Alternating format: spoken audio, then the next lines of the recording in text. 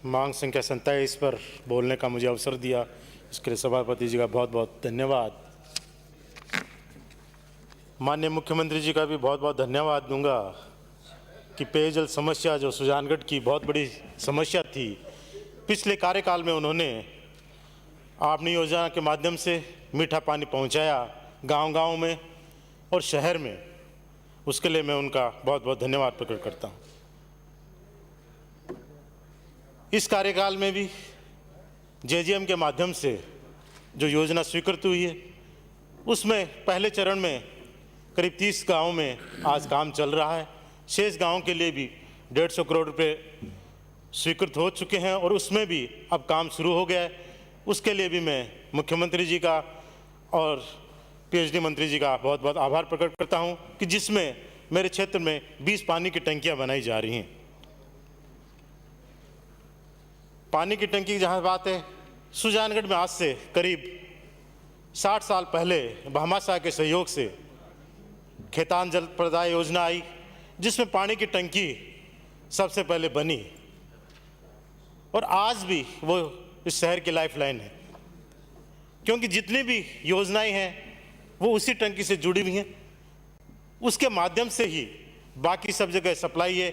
बहुत से गांव वहाँ भी उसके माध्यम से जो मेन लाइनें हैं वो जुड़ी हुई है। पर आज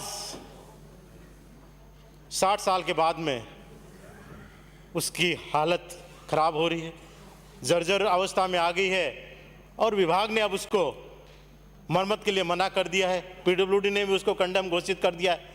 पर विभाग की बहुत बड़ी समस्या है कि उसको वो बंद नहीं कर सकते, क्योंकि उसके माध्यम से ही और गांवों की टंकियां और बहुत सी लाइनें हैं जो वहीं से जुड़ी हुई है। आपनी योजना का पानी भी वहीं से आके फिर आगे सप्लाई हो रहा है। शायद मेरे ख्याल से इतनी पुरानी टंकी राजस्थान में और कहीं नहीं होगी। पहले भी विभाग को मेरा लिखा और फिर मैं आज मंत्री महोदय से, सभापति जी के माध्यम से मांग करना चाहता हूँ कि उस जो इतनी पुरानी टंकी है अब उसको ढहा के उसके जगह नई टंकी और एक उसके बाद में बनी हुई है 30 साल पहले, वो 30 साल पहले बनी लेकिन वो उससे भी पहले जर्जर होकर गिर गई है। तो ये 2 टंकियां शहर में हैं, उनको जल्दी जल्दी स्वीकृत बनाए, क्योंकि कभी भी अगर जो ये टंकी गिर गई, क्योंकि विभाग इसको बंद नहीं कर पा रहा है, सारे सिस्टम इससे जुड़ा हुआ है, इसलिए इस टंकी की जगह दूसरी टंकी निर्माण की आप स्वीकृति जाए, ये मेरी बहुत बड़ी मांग है।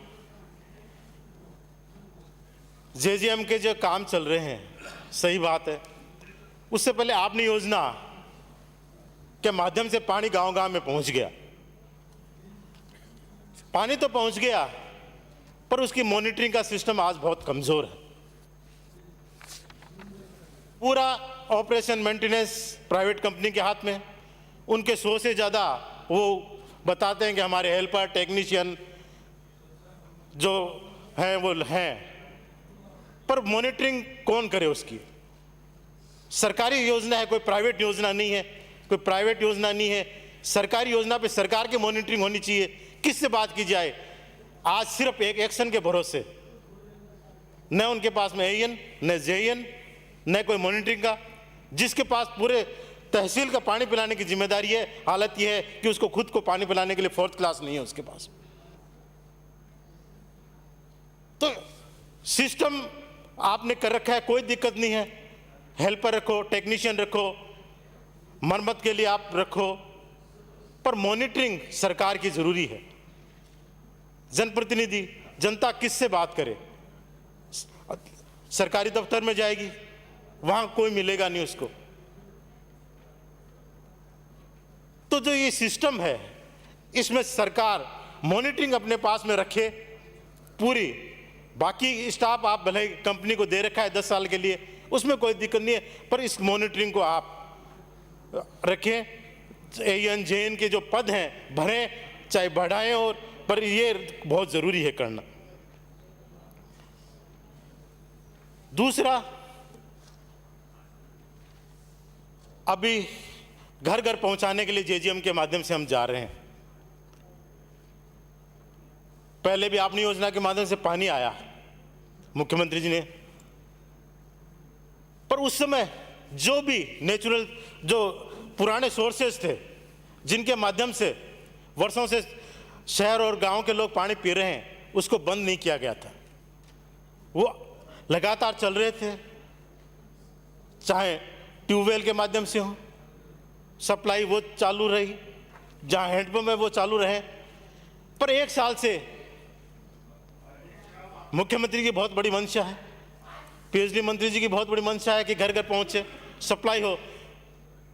पर उनका एक अजीब जवाब आ रहा है कि अब जेजीएम आ रहा है, घर घर पानी आएगा, इसलिए हैंडपंप और ये जो ट्यूबवेल है ये अब कोई सैंक्शन नहीं होंगे। ठीक है, इनको मत सैंक्शन करो, इसके माध्यम से पहुंचा दो। पर जो वर्तमान में पूर्ति हो रही है हैंडपंप और ट्यूबवेलों की, जो फेल हो रहे हैं, जो खराब हो रहे हैं, उनकी मरम्मत के प्रस्ताव क्यों रोके जा रहे हैं? क्या उनकी पूर्ति जेजेएम आने से हो जाएगी? क्या पानी एक्स्ट्रा आ जाएगा? आप एक्स्ट्रा पानी दे दो, कोई दिक्कत नहीं है, पर वो दे नहीं सकते, उसकी एक लिमिटेशन है। तो जो पूर्ति कर रहे हैं जैसे तैसे पुराने सोर्सेज, चाहे हैंडपंप हो, ट्यूबवेल हो, उनकी मरम्मत को क्यों रोका जा रहा है? अगर वो फेल हो रहा है तो उस फेलियर के अगेंस्ट नया ट्यूबवेल देने में क्या दिक्कत आ रही है? वो इस योजना की मदद ही कर रहे हैं और उनके कारण ही आज लोग 2 मिनट में समाप्त करें। 2 मिनट की बात है। आज ट्यूबवेल जिनके माध्यम से पूर्ति हो रही है, नहरबंदी होने जा रही है।